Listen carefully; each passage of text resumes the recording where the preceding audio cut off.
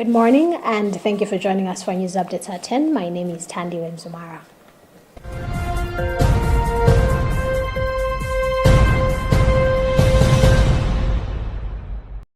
Cardinal Matteo Zuppi has confirmed that he has delivered to Russia another list of children that Ukraine is demanding be returned to its country. It is unknown how many they are or how many have been returned, but everything indicates that Ukraine continues to trust in the Holy See's work to carry out this mission. Zuppi made the remarks to the Italian Episcopal Conference. On the other hand, Pope Leo XIV has resumed Pope Francis's efforts to send humanitarian aid to the Ukrainian front. Now, the first shipment bearing the name of Pope Leo XIV has arrived in Ukraine, and in total they sent 70 boxes, each containing 33 pounds of food. They were distributed to families, especially those with children. All of them had just left their homes due to Russia's continued attacks on residential areas.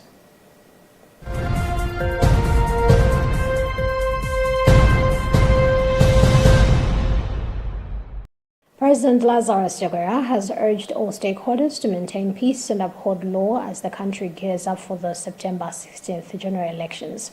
In a presidential address last night, Chakwera emphasized the importance of issue-based campaigns, respect for human rights, and accountability for any lawbreakers. He pledged zero tolerance for misconduct and called on political stakeholders to safeguard citizens' rights to vote, campaign, and express opinions freely.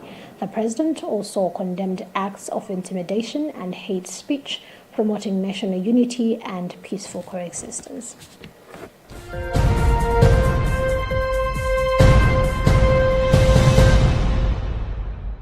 The Mzuzu High Court is set to deliver a judgment today in a disputed primary election case from Zimba Central constituency. Minister of Trade Vitumbiko Mumba is challenging the outcome of the May 11, 2025 primary election, which declared Adamson Joseph Kuseri Mkandawire the winner. Mumba's court filing seeks a declaration that the primary election was invalid and requests the Malawi Congress Party (MCP) to conduct a fresh primary to select a candidate for the September 16th polls. Judge Justin Kishindo reserved judgment after a two-day hearing and is expected to deliver his ruling at 2 o'clock in the afternoon today.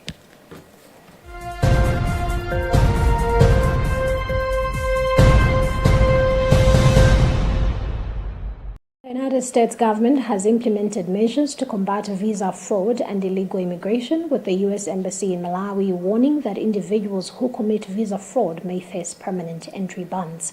Those who misuse visas risk removal and future travel restrictions to the United States. The Ministry of Foreign Affairs in Malawi has since advised citizens to follow proper procedures when applying for visas and avoid fraudulent activities. Additionally, new policies impose visa restrictions on foreign governments that facilitate illegal immigration.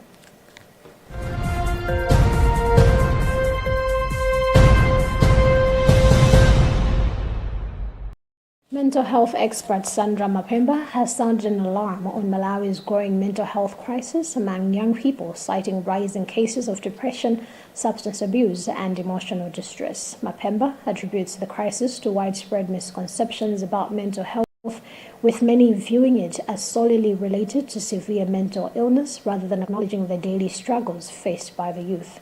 To address this, Mapemba has advocated for urgent civic education to empower the public, educators, and caregivers to recognize signs of poor mental health and access support services. She has also stressed the need to implement Malawi's mental health policy and expand youth-friendly services nationwide.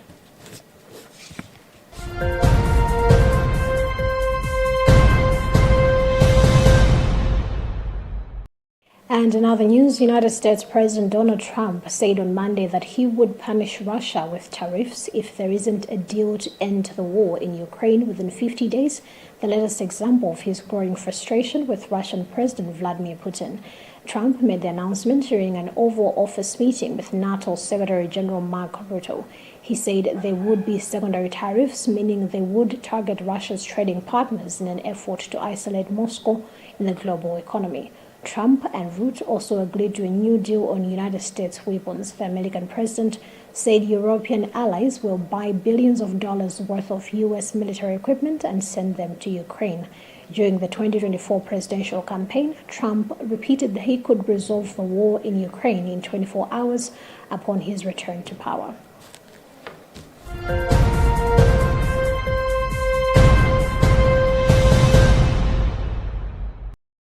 And that's about what we had time for in this edition of our news updates. But stay tuned to Luntha TV as we have more programs and more news coming your way.